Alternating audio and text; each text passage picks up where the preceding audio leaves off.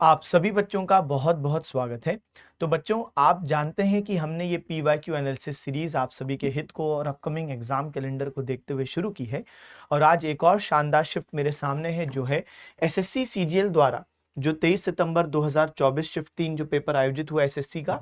तो इसको आज हमें GK GS पोर्शन को एनालाइज करना है। बिना डिले के शुरू करेंगे। आशा है ये सीरीज आपको बहुत ज्यादा बेनिफिट दे रही होगी और आप खास तौर पे पूरा एनालिसिस अच्छे से सुन के ये समझ पा रहे होंगे कि बचे हुए दिनों में अपनी रणनीति को किस तरह से रखना है, कि जो एनालिसिस में ज्यादा सब्जेक्ट्स में से जो क्वेश्चन आ रहे हैं और वो कौन से टॉपिक हैं, तो वो आपको विशेष रूप से फोकस रखना है वहां पे। ठीक है, हम लोग बात भी करेंगे।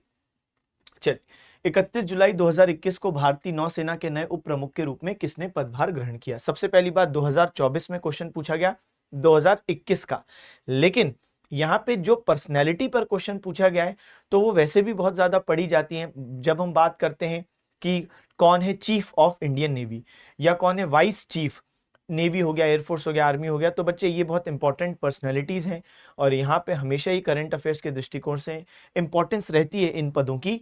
तो SN घोरमड़े साहब, तो ये 2021 में बने थे क्या? Vice chief of Indian navy.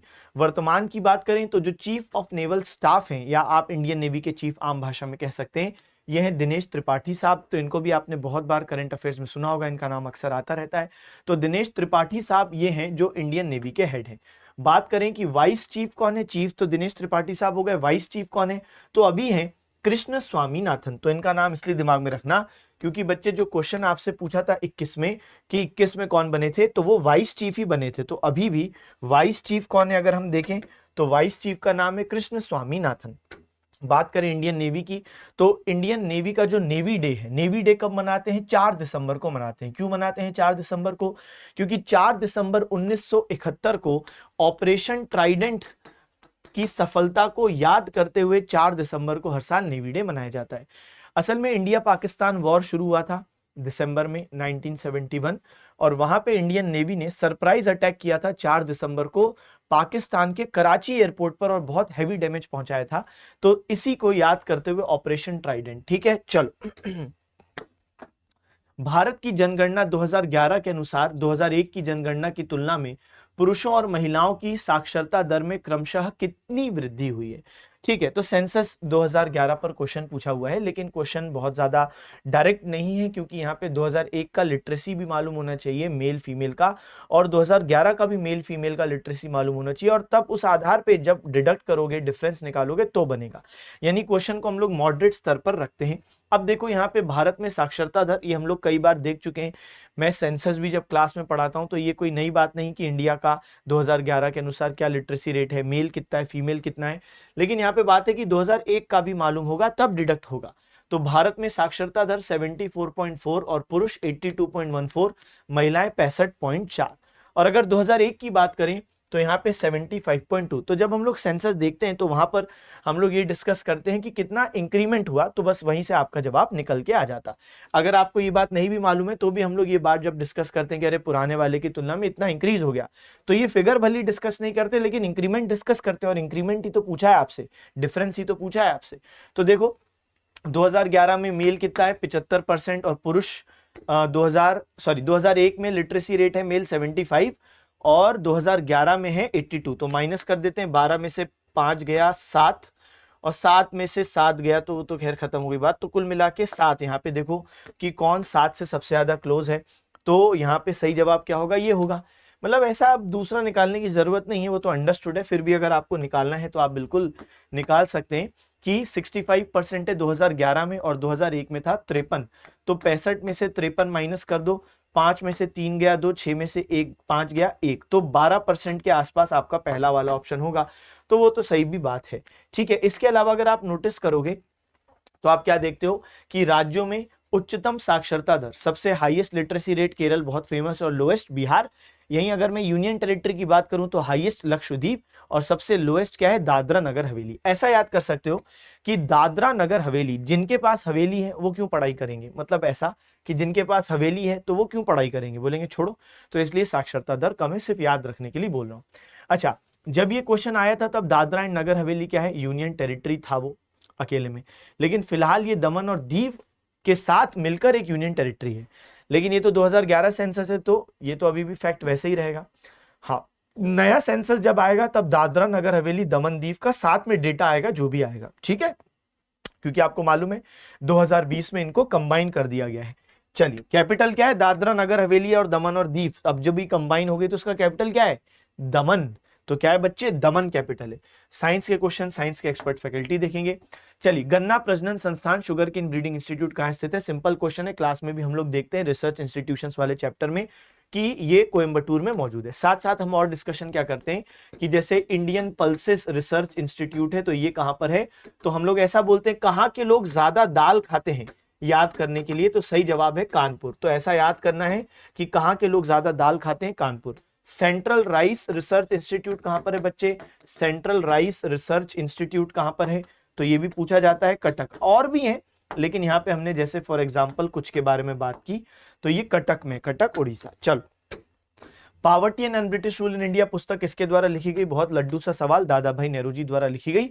1901 में ये पुस्तक में इनने पब्लिश किया, ठीक है, poverty and British rule in India, जहां पे इंडिया का जो ब्रिटिशों से कनेक्शन है वो किस तरीके से भारतीयों को गरीब बना रहा है, उस पर बात कही। अच्छा, अब कैसे? तो इसी के अंदर उनने एक बड़ा फेमस अपना सिद्धांत दिया है, जिसको हम कहते हैं ड्रेन ऑफ वेल्थ या धन निष्कासन का सिद्धांत। दादा भाई नेहरू जी की बात करें, कांग्रेस के 3 बार अध्यक्ष बने हैं। 1886 कैलकाटा में, 1893 लाहौर और 1906 में अगेन कैलकाटा में। तो 3 बार सबसे ज्यादा बार अध्यक्ष दादा भाई नेहरू जी बने। जब 1906 में अध्यक्ष थे, तब कांग्रेस ने ऑफिशियली स्वराज का गोल डिक्लेयर किया था कि हमको स्वराज चाहिए। और बात करें दादा भाई नेहरू जी 1892 में ब्रिटेन के हाउस ऑफ कॉमन्स में पहले एशियाई थे जो कि चुनाव जीत के पहुंचे। पहले भारतीय तो हैं ही, लेकिन first Asian to win election House of Commons 1892। British election की बात हो रही, सीट थी फिन्सबरी। सीट नहीं पूछेगा, लेकिन इतना आपको दिमाग में रखना चाहिए। Grand old man of India बोलते हैं भारत के वयोवृद्ध पुरुष। चलिए आगे बढ़ें। किसी राज्य में मुख्यमंत्री सहित मंत्रियों की संख्या डैश से कम नहीं होनी चाहिए। अगेन बहुत लड्डू क्वेश्चन है, क्योंकि आपने कई बार पढ़ा है 91st कॉन्स्टिट्यूशनल अमेंडमेंट एक्ट 2003। इसने लिमिट कर दिया था मंत्रिमंडल का साइज इंक्लूडिंग पीएम या राज्य स्तर पे इंक्लूडिंग सीएम। क्यों? क्योंकि उससे पहले एक देखने को चीज मिली थी, जंबो मिनिस्ट्रीज हो रही थी। जंबो मिनिस्ट्रीज का क्या मतलब है कि कई बार ऐसा हो रहा था कि कोलिशन गवर्नमेंट में खास तौर पे जब पार्टीज मिलती हैं तो बहुत बार मंत्री पद दिए जाते हैं कि ठीक है भाई आप हमारे साथ आ जाओ, आपको मंत्री बना देंगे। सबको मंत्री बनना है, लेकिन सबको मंत्री बनाने में समस्या ये है कि पैसा तो हम लोगों का लग रहा है ना, पैसा तो हमारा लग रहा है, प्लस प्रैक्टिस भी सही नहीं है कि किसी भी चीज का मंत्रालय बन जा रहा है जिसका कोई ना एम है ना यूज है। तो ऐसी स्थिति में लिमिट क्या किया गया कि 15% ऑफ स्ट्रेंथ ऑफ हाउस। ठीक है जी, तो जैसे लोकसभा की स्ट्रेंथ क्या है 543, तो उसका 15%, तो लगभग 81 के आसपास आंकड़ा आएगा। 81.45 आता है एग्जैक्टली बात करें तो। इससे ऊपर नहीं कर सकते। इससे ऊपर नहीं कर सकते का मतलब है कि 81 ही हो गया ना, फिर इसके ऊपर नहीं जाओगे तो यानी 45 के ऊपर नहीं जाओगे तो 82 पे तो जा नहीं सकते, तो 81 ही हो गया। तो 81 है आज केंद्र स्तर पर मैक्सिमम जो मिनिस्टर्स इंक्लूडिंग पीएम हो सकते हैं। और फिर राज्य स्तर पर निकालना है तो अलग अलग राज्य की जो विधानसभाएं हैं उनकी जो सीट है उसका 15% करना पड़ेगा। ठीक है, अच्छा, लेकिन यहाँ पे क्वेश्चन ने मैक्सिमम नहीं पूछा है, मिनिमम पूछा है। तो मिनिमम राज्य में मिनिस्टर्स इंक्लूडिंग सीएम 12 हो सकते हैं। तो ये जो पूरी बात है ये आपका 91st अमेंडमेंट एक्ट है। और 91st अमेंडमेंट एक्ट ने कहाँ पे चेंज किया? तो एक आर्टिकल है 164, उसमें क्लॉज 1A इंसर्ट किया था। ठीक है, सेम इसने क्या किया था, सेम केंद्र स्तर पे भी भाई चेंज लाना था, तो क्या किया कि आर्टिकल जो 75 था उसमें भी अमेंडमेंट किया गया। सेम चीज दोनों में बोली गई। तो देखो कि मिनिमम कितना होना चाहिए, shall not be less than 12, तो मिनिमम 12। चलो आगे बढ़ते हैं, अगला देखते हैं बच्चे। ईस्ट इंडिया कंपनी की गतिविधियों को विनियमित करने के लिए ब्रिटिश संसद ने वर्ष 1773 में कौन सा अधिनियम पारित किया था? अब कहानी यह है कि जब ईस्ट इंडिया कंपनी भारत में व्यापार करने के उद्देश्य से आई, समय के साथ उनको दिखा कि व्यापार के साथ साथ शासन भी कर सकते, तो उन्होंने शासन भी किया। लेकिन ऐसी स्थिति में बहुत ज्यादा मिसमैनेजमेंट, मिस गवर्नेंस दिखाई दे रहा था। बंगाल में द्वैध शासन के दौरान काफी बंगाली लोग अकाल से मारे गए। दूसरी तरफ कंपनी की बेकार पॉलिसीज की वजह से खुद कंपनी भी बैंकरप्सी की ओर, कंगाली की ओर, दिवालिया होने की दिशा में बढ़ रही थी। और तब फिर जो पार्लियामेंट है ब्रिटेन का, उसने बोला कि नहीं ऐसे नहीं चलेगा, रेगुलेटिंग एक्ट पास कर दी। तो रेगुलेटिंग एक्ट नाम से क्या दिख रहा है, रेगुलेशंस यानी नियम डाले कि आप ऐसे काम करो, ऐसे काम करो। अच्छा, ये तो ठीक है, जवाब हो गया, लेकिन इसमें कुछ और फैक्ट हैं जो कि आपके एग्जाम में पूछे जाते हैं अक्सर, कि जैसे एक तो यहीं पे हम देखते हैं कि जो गवर्नर ऑफ बंगाल जो पद था, तो 1773 की एक्ट ने बोला उसको अब हम लोग गवर्नर जनरल ऑफ बंगाल बोलेंगे। तो उस टाइम पे वॉरेन हेस्टिंग्स थे, एक साल पहले ही आए थे, 72 से 85 इनका कार्यकाल ओवरऑल है। और रेगुलेटिंग एक्ट आई 73 में, तो जब इनका कार्यकाल चल रहा था तभी एक्ट आई, इसीलिए यही लास्ट गवर्नर ऑफ बंगाल भी कहलाते हैं, क्योंकि भाई गवर्नर ऑफ बंगाल का पद समाप्त हो गया 73 में एक्ट से, और यही first governor general of Bengal भी कहलाते हैं, क्योंकि अब इनका जो पद है वो क्या कहलाएगा, गवर्नर जनरल, ऐसा एक्ट ने बोल दिया। दूसरी बात करें तो यहाँ पे सुप्रीम कोर्ट भी स्थापित हुआ था। तो सुप्रीम कोर्ट स्थापित हुआ था 1774 में। आपसे पूछता है कब स्थापित हुआ, ईयर पूछे तो 4 करना, अगर बोले कौन सी एक्ट से हुआ तो 73 की एक्ट से हुआ। पहले जो चीफ जस्टिस थे कौन थे, एलिजा इम्पी। कौन थे बच्चे, तो एलिजा इम्पी। चलिए, तो ये कुछ बेसिक बातें हो गई, आगे बढ़ते हैं, अगला प्रश्न देखते हैं। निम्नलिखित में से कौन सा किसी स्थान का प्रमुख जलवायु नियंत्रक है। क्लाइमेट किस पे निर्भर करता है, पहला ऊंचाई। हाँ, ये तो बेसिक सी बात है कि हम लोग एक बिल्कुल साधारण ऑब्जर्वेशन हर किसी को मालूम है, हम लोग जैसे हाइट पे जाते हैं तो जैसे जैसे हाइट बढ़ती है तो सामान्यतः टेम्परेचर गिर रहा है। तो ये बात हो गई कि भाई ये तो अफेक्ट करता है क्लाइमेट। और बात करें ओशियन करंट्स अफेक्ट करते हैं, बिल्कुल करते हैं, क्योंकि आप देखते हो कि जो वार्म ओशियन करंट्स होते हैं तो वो क्या करते हैं, वो वार्म वाटर को ले जाते हैं पोलर एरियाज में, और जो कोल्ड करंट्स होते हैं वो कूलर वाटर को इक्वेटोरियल रीजन्स तक ले जाते हैं। तो जाहिर सी बात है कि वहां के उन रीजन्स के फिर क्लाइमेट को अफेक्ट करते हैं। फिर बात करें लैटिट्यूड, बिल्कुल अफेक्ट करता है। जैसे आप देखो जो इक्वेटोरियल रीजन्स होते हैं, जो इक्वेटर पर बेस्ड रीजन्स हैं, उनका क्लाइमेट ट्रॉपिकल रीजन्स पे मौजूद जो कंट्रीज हैं उनसे अलग है कि नहीं। लैटिट्यूड अफेक्ट करता है क्लाइमेट को, लॉन्गिट्यूड अफेक्ट नहीं करता। फिर बाकी तो इसका सही जवाब बाय एलिमिनेशन भी हो गया, तो ये अगेन बहुत लड्डू सा क्वेश्चन था। इसके अलावा रिलीफ फीचर्स भी करते हैं। रिलीफ फीचर्स जैसे आप देखते हो कि जो वेस्टर्न घाट्स हैं, तो जो वेस्टर्न घाट्स है भाई, तो वेस्टर्न घाट्स का जो वेस्टर्न हिस्सा है, ठीक है, ये वाला हिस्सा, तो यहाँ पर बहुत हैवी रेनफॉल होती है, क्योंकि यहाँ पर क्या होता है कि जो एयर होती है उसमें मॉइस्चर होता है, वो क्लाउड बन जाते हैं और फिर पानी गिरता है। लेकिन फिर वही एयर जब दूसरे साइड उतर रही है तो अब वो ड्राई हो गई, तो इसलिए शुष्क हो गई, तो यहाँ पे अकाल आ जाते हैं मराठवाड़ा रीजन में। एक और एग्जांपल रिलीफ फीचर अफेक्ट करते से हिमालयास।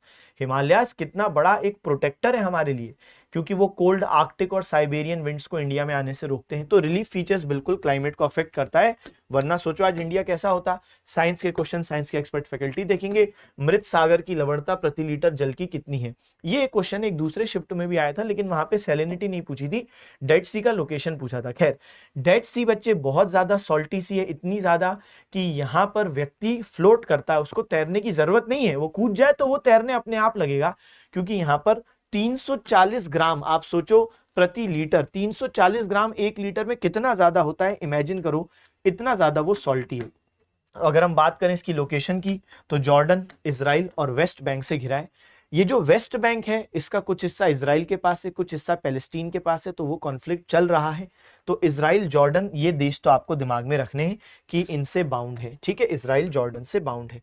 आगे बात करें 1838 में किसने जनसंख्या वृद्धि के लॉजिस्टिक समीकरण मॉडल को प्रकाशित किया था। अब ये जो क्वेश्चन है इसका सही जवाब है पियरे फ्रैंकोइस वेरहल्स्ट। ये जो वेरहल्स्ट साहब हैं, इनने एक इक्वेशन दी, उस इक्वेशन से ग्राफ भी बनता है, जहां पे बड़ा सिंपल सा इनका लॉजिक है, क्योंकि उस समय दुनिया भी काफी परेशान थी कि पॉपुलेशन तो बहुत तेजी से इंक्रीज हो रही है, क्या होगा। तो इनका कहना था कि कोई परेशानी वाली बात ज्यादा इसलिए नहीं है क्योंकि पॉपुलेशन इंक्रीज होने की भी एक सीमा है। ऐसा नहीं है कि बहुत ज्यादा पॉपुलेशन बढ़ती ही जाएगी, क्योंकि एक एनवायरनमेंट की भी कैपेसिटी है एक निश्चित पॉपुलेशन को होल्ड करने की।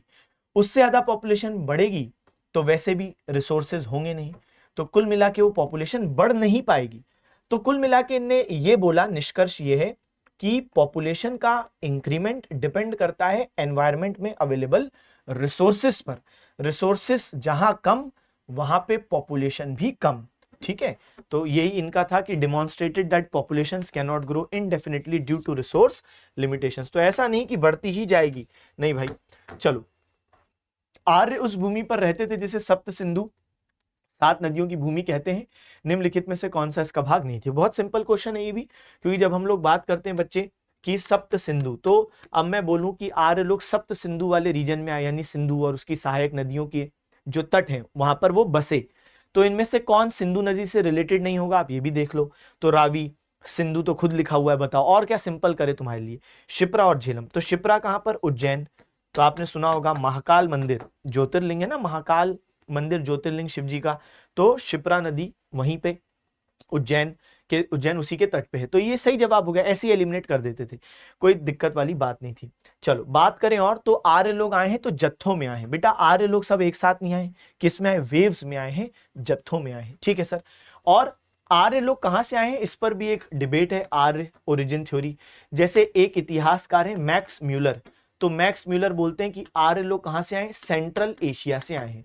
जबकि बाल गंगाधर तिलक साहब क्या बोलते हैं कि आर्य लोग आर्कटिक से आए। कहां से आए, आर्कटिक से आए। दयानंद सरस्वती क्या बोलते हैं, दयानंद सरस्वती ने एक पुस्तक लिखी है सत्यार्थ प्रकाश, सुना होगा आपने। तो दयानंद सरस्वती जी बोलते हैं कि आर्य लोग कहां से आए, तिब्बत से आए, तिब्बत वाला जो क्षेत्र है यहां से, तो आर्य लोग तिब्बत से आए। सबका अपना अपना व्यू है। तिलक साहब का क्या, आर्कटिक, इनने एक पुस्तक लिखी है Arctic home of the Vedas, उसमें लिखा है कि तिलक साहब ने कि आर्य लोग आर्कटिक से आए, ठीक है। चलो भाई आओ, डैश राज्य के नीति निर्देशक तत्वों को 1976 के 42वें संविधान संशोधन अधिनियम द्वारा भारतीय संविधान में जोड़ा गया था। अब ये थोड़ा सा विवादास्पद सवाल है, मैं आपको बताता हूं क्यों। जब हम बात करते हैं directive principles of state policy, तो वो ठीक है, बेसिक बातें कि वो आर्टिकल 36 से 51 में मौजूद है, पार्ट 4 में मौजूद है, वो सब ठीक है। लेकिन अब बात यह है कि जब 42nd कॉन्स्टिट्यूशन अमेंडमेंट एक्ट 1976 आया, जिसको हम मिनी कॉन्स्टिट्यूशन बोलते हैं, तो इसने क्या किया कि 3 डीपीएसपी नए इंसर्ट किए, यानी ऐड किए, और एक में अमेंडमेंट किया, संशोधन किया। अब विवाद यह है कि एसएससी ने सही जवाब क्या माना है, 4। लेकिन समस्या यह है कि अगर हम टेक्निकली बात करें तो जोड़े बस 3 थे। तो कौन कौन से जोड़े थे, आर्टिकल 39 है, 43 है, 48, और इनने अमेंड किया था 39F को। तो यानी 39F आपने चेंज किया है, ऐड तो नहीं किया है। तो यहां पर इसीलिए जो लैंग्वेज है प्रश्न की, उससे समस्या। अगर क्वेश्चन नहीं पूछा होता कि directive principles of state policy कितने चेंज किए हैं इस अमेंडमेंट ने, तब तो जवाब होता कि हाँ भाई चेंज तो 4 में हुआ है, एक अमेंड और 3 नए, तो चेंज तो हो गया। लेकिन अब क्वेश्चन ने पूछा ऐड कितने हुए, तो ऐड टेक्निकली देखो तो 3 हुए हैं, है ना, 39 है, 43 और 48 है। और 39F आपने ऐड थोड़ी ना किया, वो तो आपने क्या किया है, अमेंड किया है। तो देखा जाए तो सही जवाब 3 भी अगर जो बोल रहा है वो गलत नहीं है। तो इसलिए थोड़ा सा विवादास्पद था। एनीवेज ये तो बहुत ज्यादा इंपॉर्टेंट है, ये अपने आप में भी एग्जाम में कई बार आ चुका है। 39A इक्वल जस्टिस और फ्री लीगल एड 39A में मौजूद है। 43 है participation of workers in management of industries, और 48 है protection and improvement of environment and safeguarding of forest and wildlife. ये तीनों पे प्रश्न एसएससी ने ऑलरेडी अपने अलग अलग एग्जाम्स में पूछ लिया है, और बकायदा ये कि आर्टिकल नंबर बता दो, या ये आर्टिकल नंबर है और आप बता दो कि किससे संबंधित है, क्योंकि इसको बाद में जोड़ा गया था ना, इसलिए इसकी रेलेवेंस थोड़ी ज्यादा। और सबसे ज्यादा इनमें से प्रश्न आया है 39A पे। चलिए बात करें तो which of the following options is the difference between self help groups and micro finance institutions. अब देखो सेल्फ हेल्प ग्रुप और माइक्रो फाइनेंस इंस्टीट्यूशन में फर्क क्या है। सेल्फ हेल्प ग्रुप तो लोगों का ही ग्रुप होता है, और ये जो लोग होते हैं वो एक दूसरे की मदद करते हैं। तो बिना बैंक जाए अगर आपको एक दूसरे से पैसा उधार मिल जा रहा है, बिना बैंक में कुछ गिरवी रखे, तो ये बहुत अच्छी बात है। अब फिर माइक्रो फाइनेंस इंस्टीट्यूशंस क्या होते हैं, ये ऑर्गेनाइजेशंस हैं, मतलब ये कोई असंगठित संगठन नहीं है, मतलब असंगठित क्षेत्र नहीं है माइक्रो फाइनेंस इंस्टीट्यूशंस। तो ये छोटे छोटे लोन देते हैं लोगों को। छोटे लोन का मतलब है कि 1 लाख रुपए से कम के लोन, कौन, माइक्रो फाइनेंस इंस्टीट्यूशंस 1 लाख रुपए से कम के लोन देते हैं। जैसे यहां पर मैंने आपके लिए लिखा भी है MFI, माइक्रो फाइनेंस इंस्टीट्यूशन। तो ये financial services low income population को देखते हैं, जैसे micro loans, micro saving, micro insurance, तो ये सब देते हैं। और मैंने आपको ये भी बता दिया स्मॉल लोन इंडिया में क्या होता है, 1 लाख रुपए से छोटा, इसको स्मॉल लोन बोलते हैं। अब आपको डिफरेंस अच्छे से समझ में आए उसके लिए मैंने क्या किया बच्चे, एक लिस्ट भी आपके लिए यहाँ पे रखी है, आप लिस्ट देख सकते हो। तो जैसे ये गुजरात, कर्नाटक, उड़ीसा, आंध्र प्रदेश में लिस्टेड कुछ माइक्रो फाइनेंस कंपनी है, तो आप इनका नाम पढ़ो क्या बोलती हैं। तो चंदन धारा फाइनेंस लिमिटेड, ठीक है, शेयर माइक्रोफिन लिमिटेड, तो ये मतलब प्रॉपर तरीके से रजिस्टर्ड कंपनीज हैं। जबकि हम बात करते हैं सेल्फ हेल्प ग्रुप, तो वो तो एक इनवॉलंटरी सॉरी, एक अनऑर्गेनाइज्ड इंस्टीट्यूशन है ना, वो क्या है भाई, कुछ लोग मिले और उन्होंने एक दूसरे को पैसा दिया, वॉलंटरी है लेकिन लोग अपनी इच्छा से जुड़े, लेकिन है अनऑर्गेनाइज्ड। जबकि माइक्रो फाइनेंस की बात करें तो ये ऑर्गेनाइज्ड है बच्चे, ठीक है। तो ये इसमें और उसमें बड़ा डिफरेंस है। तो अब देखो क्वेश्चन बनेगा, तो एसएचजी सिर्फ क्रेडिट प्रोवाइड करते हैं, MFIs range of financial service provide करते हैं। अच्छा क्या पूछा है, डिफरेंस है।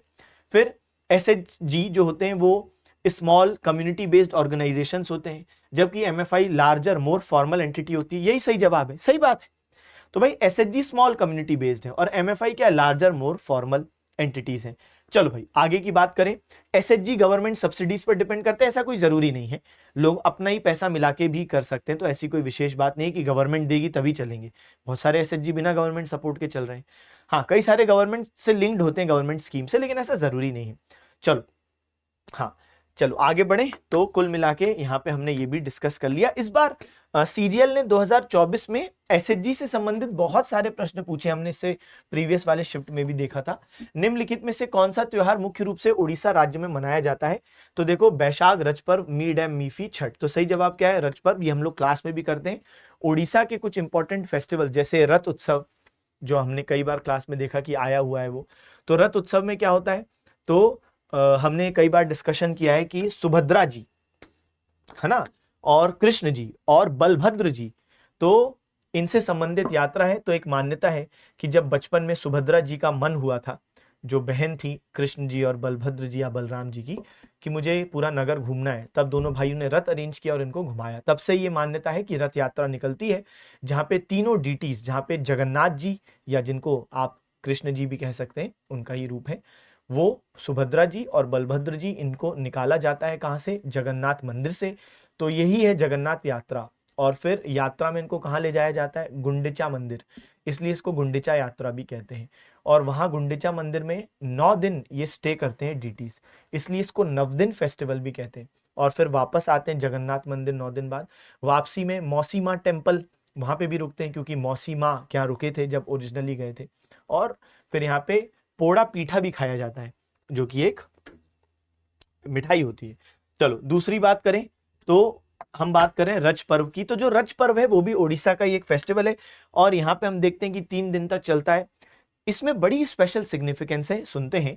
यह 3 दिनों तक एक अनोखा उत्सव है जिसमें राज्य मॉनसून के आगमन और धरती के नारित्व का उत्सव मनाता है। कैसे? क्योंकि ऐसा माना जाता है कि जब मॉनसून आया तो इस दौरान धरती माता या भूदेवी मासिक धर्म से गुजर रही हैं, ऐसी मान्यता है। ठीक है, तो फिर महिलाएं यहाँ पे काम नहीं करती हैं 3 दिन। फिर चौथे दिन शुद्धि स्नान का दिन होता है। ठीक है, ये हमने डिस्कस कर लिया। अच्छा, इन सब के अलावा एक और फेस्टिवल है जिसका नाम है नुआखाई। ये भी उड़ीसा का फेस्टिवल है, लेकिन ये हार्वेस्ट फेस्टिवल है, फसल कटाई उत्सव है। ठीक है, तो ये दिमाग में रखना। ठीक है सर, आगे बढ़ते हैं। निम्नलिखित में से किसने 8वीं शताब्दी ईस्वी में पाल वंश की स्थापना की थी? गोपाल। तो बच्चे ये बहुत सिंपल क्वेश्चन है, क्लास में भी हम लोग देखते हैं, यूट्यूब पे भी मैंने, जो अब आपको मालूम है कि सुबह यूट्यूब क्लास चल रही है, उसमें भी ये क्वेश्चन हम लोग देख चुके हैं। ऐसे बहुत सारी चीजें हैं, जैसे दादा भाई नेहरू जी पे आया था, तो कई सारी चीजें हो गई हैं। तो पाल वंश के संस्थापक का नाम क्या है? गोपाल। गोपाल ने कौन सी यूनिवर्सिटी स्थापित की? ये क्वेश्चन ने नहीं पूछा, लेकिन मैंने क्लास में आपको कई बार करवाया, उदांतपुरी। तो इनके नाम में भी आ रहा है ओ, तो ओ, गोपाल उदानपुरी। फिर धर्मपाल विक्रमशिला यूनिवर्सिटी, और विक्रमशिला के अलावा हम देखते हैं कि सोमपुरी यूनिवर्सिटी, और फिर रामपाल जगदल यूनिवर्सिटी। चलिए, लास्ट रूलर कौन है इनके? गोविंदा पाल या गोविंद पाल। तो ये लास्ट रूलर हैं किसके? पाल वंश के, लास्ट, अंतिम। कभी ये भी हो सकता है प्रश्न पूछ ले, अभी तक तो ठीक है फाउंडर पूछ रहा है, लेकिन लास्ट रूलर पूछ लिया तो इसलिए दिमाग में रखो। चलो आगे देखो, तो साइंस के क्वेश्चन, साइंस के एक्सपर्ट फैकल्टी देखेंगे। भारतीय क्रिकेट में किसे कैप्टन कूल नाम से जानते हैं? तो एमएस धोनी साहब। तो कुल मिला के ये जो शिफ्ट है वो इजी टू मॉडरेट स्तर की है, आप इसको हार्ड स्तर नहीं कह सकते, क्योंकि बहुत सारे क्वेश्चन फिर बहुत ज्यादा इजी भी हैं। फिर कैप्टन कूल एमएस धोनी जी की बात करें तो कैप्टन कूल क्यों बोलते हैं? क्योंकि बहुत काम टेम्परामेंट है, स्थितियों को आराम से सुलझाते हैं, समझते हैं, गुस्सा ज्यादा नहीं करते। अच्छा, फिर बात करें फैक्ट्स की, तो 3 आईसीसी टाइटल्स जितवाने वाले कप्तान हैं। 2007 में T20 वर्ल्ड कप जितवाया था, 2013 में चैंपियंस ट्रॉफी जितवाई थी, और 2011 में 50 ओवर वर्ल्ड कप जितवाया था। सही बात है। इनके इन्हीं अचीवमेंट्स को देखते हुए अभी इनको हाल ही में इसी साल आईसीसी ने शामिल किया है हॉल ऑफ फेम में। तो ये हो सकता है आपको करंट अफेयर्स के दृष्टिकोण से पूछ ले। तो किस क्रिकेटर को हाल ही में आईसीसी हॉल ऑफ फेम में शामिल किया है? MS धोनी साहब को शामिल किया है। देखो कब का है, जून 2025 की ये अपडेट है। भारत द्वारा आयोजित G20 शिखर सम्मेलन के लिए मुख्य समन्वयक कौन थे? अब G20 प्रश्न पर ना ऑलरेडी सीजीएल ने एक दूसरे शिफ्ट में शेरपा पूछा था कि शेरपा G20 के शेरपा कौन है, और अब क्या पूछा है बच्चे? अब पूछा है चीफ कोऑर्डिनेटर। तो सही जवाब है हर्षवर्धन श्रृंगला। इनफैक्ट इस शिफ्ट में G20 पर 2 प्रश्न आए, क्योंकि G20 भारत में हुआ था 2023 में, अभी हम और चर्चा करेंगे उस बारे में, परेशान ना हो। तो इसलिए वहां से क्वेश्चन एक्सपेक्टेड था, क्योंकि 2024 में पूछ रहा है, तो 23 का G20 तो पूछेगा ही। तो शेरपा कौन थे, चीफ कोऑर्डिनेटर कौन थे, और फिर ये भी आया था G20 के रोजगार कार्य समूह यानी एम्प्लॉयमेंट वर्किंग ग्रुप को कहां आयोजित किया गया। तो ये बेसिकली ये है कि G20 के मेंबर्स इकट्ठे हुए कि एम्प्लॉयमेंट संबंधी समस्याएं को कैसे सॉल्व करें, कैसे रोजगार बढ़ाएं, कैसे लोगों का स्किल गैप पूरा करें, कि इंडस्ट्री की स्किल रिक्वायरमेंट ये है, लोगों की स्किल ये है, कैसे पूर्ति करें। तो कुल मिला के बच्चे जोधपुर में, क्या तो जोधपुर में ये आयोजित हुआ। G20 की बात करें तो सबसे पहला G20 है जो 2008 में अमेरिका में आयोजित था, वॉशिंगटन में 2008 में। फिर बात करें 2023 वाला इंडिया, अच्छा 2024 जो पिछले साल हो गया ब्राजील, अच्छा 2025 अभी होगा, अभी हुआ नहीं, नवंबर महीने में होगा, साउथ अफ्रीका। तो 2023 इंडिया, 2024 ब्राजील, और 2025 अभी इस साल नवंबर में होगा, साउथ अफ्रीका। हमारे पास 2026 का वो है कंट्री, वो भी है, और वो है क्या? यूएस। तो इसलिए बच्चे कोई भी चीज इंपॉर्टेंट है, कहीं से भी कुछ भी प्रश्न आ सकता है। G20 जैसा बहुत ही अंतरराष्ट्रीय महत्व का संगठन तो बिल्कुल मिस आउट नहीं करना है बच्चे। ठीक है जी, ये बात भी हो गई। आओ आगे देखें। वर्ष 1986 में प्रसिद्ध संतूर वादक पंडित शिव कुमार शर्मा को डैश से सम्मानित किया गया। मैं बोल बोल के थक गया हूं कि भाई इन लोगों पर कोई भी प्रश्न आ सकता है, कोई भी मतलब कोई भी। ये लिस्ट मैंने आपको कितनी बार दिखाई है, और शिव कुमार शर्मा जी संतूर बजाते हैं और इनसे संबंधित प्रश्न आ सकता है, ये भी मैं आपको कई बार बता चुका हूं, क्योंकि इस लिस्ट में उनका नाम है। तो इनको क्या अवार्ड्स मिले हैं सुने? एक संगीत नाटक अकेडमी अवार्ड, फिर पद्म विभूषण। तो पद्म विभूषण भी मिल चुका है और संगीत नाटक अकेडमी अवार्ड भी मिल चुका है। तो ये है शिव कुमार शर्मा जी, संतूर बजाते हैं। अब देखो संगीत नाटक अकेडमी अवार्ड, यहाँ पे हमारे प्रश्न का जवाब हो गया। और जो बच्चे पहली बार जुड़े बच्चे, ये लिस्ट में से कोई भी पर्सनैलिटी पर अवार्ड संबंधित क्वेश्चन आ सकता है। म्यूजिकल इंस्ट्रूमेंट कौन सा बजाते हैं वो भी आ सकता है, तो बिल्कुल हल्के में नहीं लेना है। चलो, हर शिफ्ट में एक आध क्वेश्चन तो पक्का आता ही है। तो फिर अगला क्वेश्चन बोलता है Papanasam Ramaiya Sivan was an Indian musician of which music genre. तो ये क्वेश्चन मॉडरेट स्तर का हो गया, क्योंकि जब हम लोग बात करते हैं कलाकारों की तो हिंदुस्तानी क्लासिकल म्यूजिक, हिंदुस्तानी कर्नाटिक म्यूजिक। अब कर्नाटिक म्यूजिक में ज्यादा नाम नहीं है बच्चे, जैसे MS सुब्बुलक्ष्मी जी हैं जो पहली म्यूजिशियन है, जिनको सिंगर कह लो, जिनको मिला है भारत रत्न सम्मान सबसे पहली बार, ये हम सब जानते हैं। लेकिन कर्नाटक म्यूजिक में ज्यादा लोग नहीं है जो आपको याद रखने, तो उनमें से ही एक है क्या? तो पापानासम रमैया सिवान कर्नाटक म्यूजिक से ही संबंधित हैं। और हम देखते हैं अगर इनके बारे में, तो ऐसा नहीं कि सिर्फ कर्नाटक म्यूजिक की बात करें, तो मतलब इनने फिल्म्स में भी अपना काम किया है। तो इनको मद्रास म्यूजिक अकेडमी द्वारा संगीत कलानिधि पुरस्कार मिला है। ठीक है, कन्नड़ सिनेमा, तमिल सिनेमा दोनों में इनने काम किया है और संगीत कलानिधि पुरस्कार से सम्मानित किए जा चुके हैं। इसके अलावा भारत सरकार ने पद्म भूषण भी इनको दिया है।